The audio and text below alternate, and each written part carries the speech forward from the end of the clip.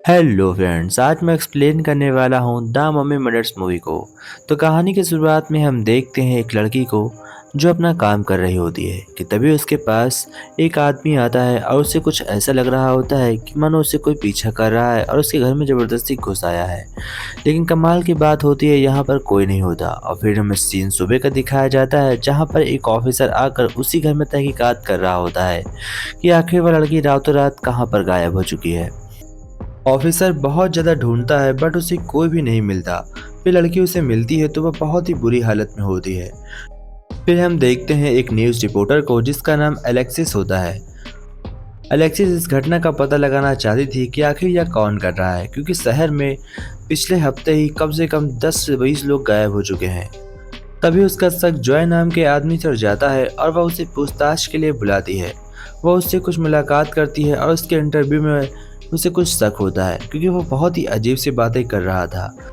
Joy से मुलाकात करने के बाद एलेक्सिस को ऐसा लग रहा था कि शायद इन सभी घटनाओं के पीछे कोई और सीरियल किलर नहीं बल्कि जॉय ही है।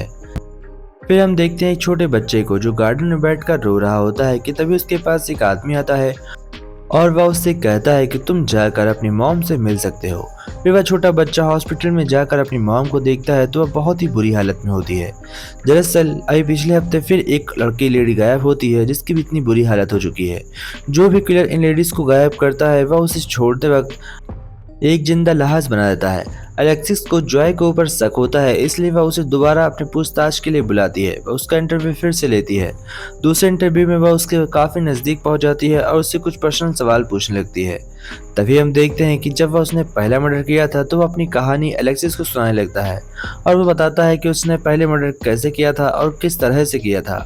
वह उसे सब कुछ बताता है कि एक लड़की से वह प्यार करता था। प्यार के दौरान उससे कुछ हो जाता है और वह उस लड़की को मार देता है। उसे मारने के बाद वह उसको पेंट करता है और उसका मेकअप कर कर उसे एक मम्मी की तरह बनाकर तैयार कर देता है।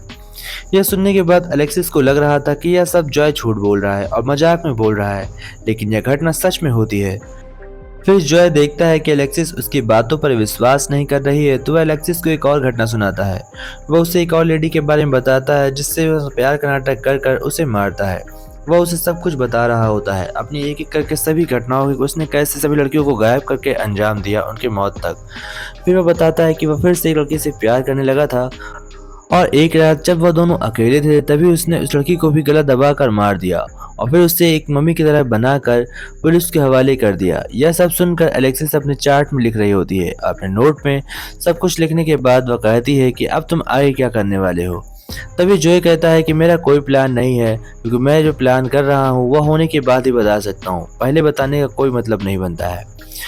एलेक्सिस कहती है कि मैं तुम्हें कुछ भी नहीं करूंगी, ये मेरा तुमसे वादा रहा। जॉय कहता है कि तुम्हारे पास कोई सबूत भी नहीं है कि तुम मेरा कुछ कर सको, इसलिए मैं तुमसे डरता नहीं हूँ। वह ऐसा कहकर वहां से निकल जाता है। फिर वह घर जाकर एलेक्सिस के बारे में सभी कुछ डिटेल्स निकालता है और उसे पता चलता है कि एलेक्सिस कौन है। तभी वह उसे उसकी बहन के बारे में पता चल जाता है और फिर वह हम देखते हैं कि जॉय उसकी बहन को घर जाकर किडनैप कर लेता है और उसे एक बहुत ही बुरी लेडी में बदल कर छोड़ देता है। फिर हम देखते हैं कि जॉय जब देखता है कि एलेक्सिस को उसकी बात पर रत्ती भर भी भरोसा नहीं है तो वह अपनी सभी यादों को और सभी घटनाओं को एक एक करके एलेक्सिस को सब कुछ सच सच बता देता है। एलेक्सिस को अब उसके ऊपर विश्वास होने लगा था, क्योंकि इतनी डिटेल्स में वो अपनी बातें कहता है कि एलेक्सिस उसके ऊपर अब शक करने लगी थी। जैसे ही जॉय को यह पता चलता है कि एलेक्सिस उसकी बातों पर विश्वास करने लगी है तो वह उसके घर पहुंच जाता है और हम देखते हैं कि वह उसकी फ्रेंड को रात में उसके घर जाकर उसे किडनैप कर लेता है। फिर हम देखते हैं कि वह उसे बेहोश कर कर उसके साथ कुछ अजीब रंग भर रहा होता है, यानी कि उसके चेहरे को पेंट करता है और उसे भी एक मम्मी में बदलने की कोशिश कर रहा होता है। लेकिन हम देखते हैं कि यह सब करने से पहले उसकी तबीयत काफ़ी ज़्यादा ख़राब हो जाती है, इसलिए किलर उसे ले जाकर जल्द से जल्द उसे मारकर एक जिंदा लाश में बदलना चाहता था। लेकिन इतना उसके पास टाइम नहीं होता है, इसलिए वह इस बार उसे जिंदा ही छोड़कर ऐसे ही पेंट करने लगता है। वह उसे जिंदा ही इसे पेंट करने लगता है और फिर वह अलेक्सिस से बात करने आता है। इस बार अलेक्सिस उससे कहती है कि प्लीज़, अगर तुम सब जो कुछ बोल रहे हो यह सब कुछ अगर सच है तो प्लीज़ मेरी जो दोस्त गायब हुई है उसे ढूंढने में मदद करो। जॉय कहता है कि हाँ, मैं तुम्हारी मदद बिल्कुल ही करूँगा, लेकिन उसके बदले मुझे क्या मिलेगा। एलेक्सिस जॉय के हाथ जोड़ती है और उससे कहती है कि मेरी दोस्त का पता लगाने में मदद करो। मैं तुमसे वादा करती हूँ कि ज़रूरत पड़ने पर मैं तुम्हारी कोई भी मदद कर सकती हूँ। फिर हम देखते हैं कि जॉय एलेक्सिस को अपना ठिकाने का पता दे देता है और जब एलेक्सिस उसके ठिकाने पर जाकर देखती है तो वहाँ पर बहुत सारे मरे लोग होते हैं। यह सब देखकर एलेक्सिस परेशान हो जाती है और वह फौरन अपने दोस्त को वहाँ से निकालती है और उसे लेकर निकल जाती है।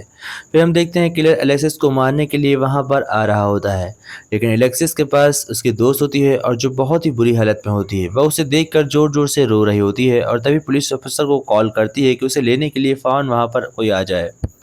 बट उन लोगों से पहले वहाँ पर जॉय पहुँचता है और वह एलेक्सिस को भी वहाँ पर पकड़कर उसे भी जिंदा जहाज में बदल देता है। तो दोस्तों इसी के साथ मूवी एंड होती है। आशा करते हैं कि आप लोगों को वीडियो पसंद आई होगी। अगर वीडियो अच्छी लगी हो तो वीडियो को लाइक एंड चैनल को सब्सक्राइब जरूर करिएगा। मैं आपसे मिलता रहूँगा किसी और वीडियो में किसी और टाइम। तब तक के लिए बाय फ्रेंड्स, टेक केयर।